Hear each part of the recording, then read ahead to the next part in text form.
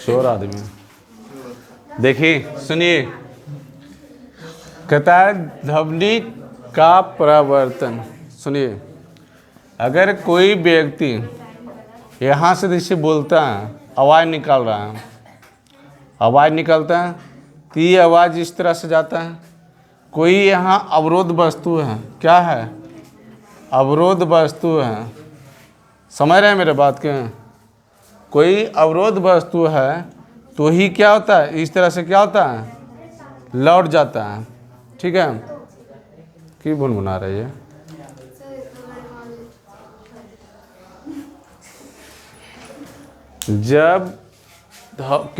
जब किसी वस्तु से ध्वनि निकलकर किसी अवरोध पदार्थ से टकराता है और पुनः उसी माध्यम में लौट जाता है, उसे हम क्या कहते हैं?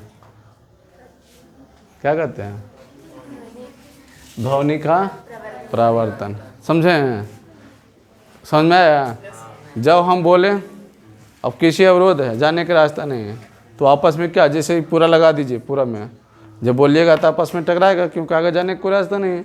जैसे हम बोल रहे हैं तो आगे गेट खुला हुआ है, हवा है, हवा के द्वारा क्या हो गया, फैल रहा है, आगे जा रहा है ना, तो उस ध्वनि का प्रवर्तन नहीं हुआ। किसी अवरोध पदार्थ से टकराना और उसी माध्यम में लौट जाना, उसी को हम लोग क्या कहते हैं? ध्वनि का प्रवर्तन कहते हैं। ये लिखाए थे, नहीं लिखाए थे? ठीक है, तो ध्वनि का प्रवर्तन समझ में आ गया? आए फिर से लिखना है तो लिखिए।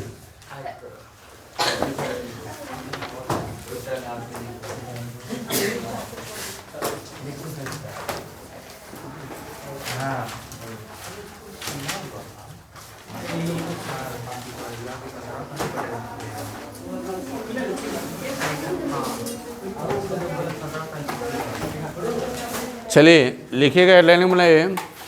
ध्वनि का प्रावर्तन, ये छूट गया था।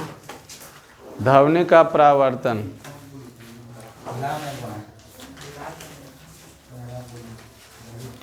जब किसी वस्तु से ध्वनि जब किसी वस्तु से ध्वनि जब किसी वस्तु से ध्वनि जब किसी वस्तु से ध्वनि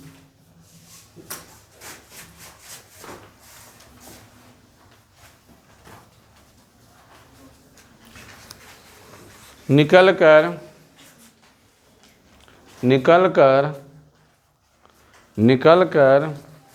किसी अवरोध पदार्थ से, किसी अवरोध वस्तु से टकराकर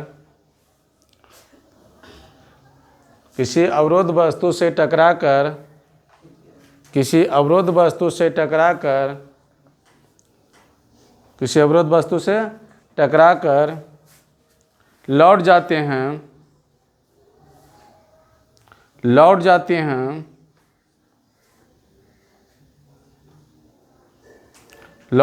हैं, उसे ध्वनि का प्रावर्तन कहते हैं।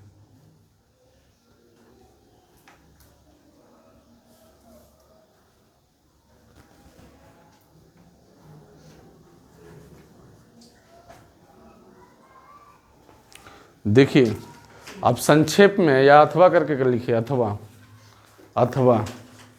अथवा करके लिखिएगा कि दो माध्यमों के, अथवा करके दो माध्यमों के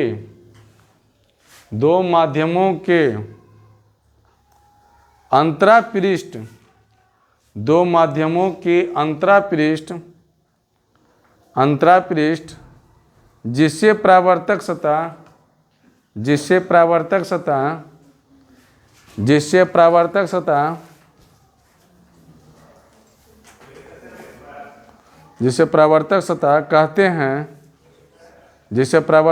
कहते हैं, कोमा से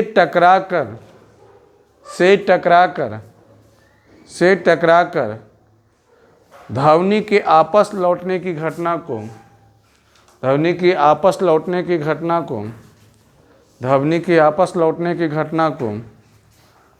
का प्रावर्तन कहते हैं। आपस लौटने की घटना को ध्वनि का परावर्तन कहते हैं।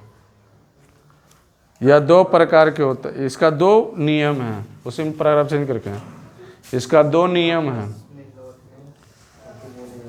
अरे लौट टकरा कर आपस लौटने की घटना को ध्वनि का परावर्तन कहते हैं। पैराग्राफ चेंज करके लिखना है। इसका दो नियम है। अभी लिख लेंगे, जल्दी हाथ चलाओ तो कहानी खत्म हो जाएगा। ये अभी बराबर हो जाएगा ना, कुछ समय लगेगा, रहने दो रहने दो। जैसे प्रकाश के परावर्तन के नियम पढ़े हैं ना, इसी प्रकार इसमें साउंड है, उसमें प्रकाश था।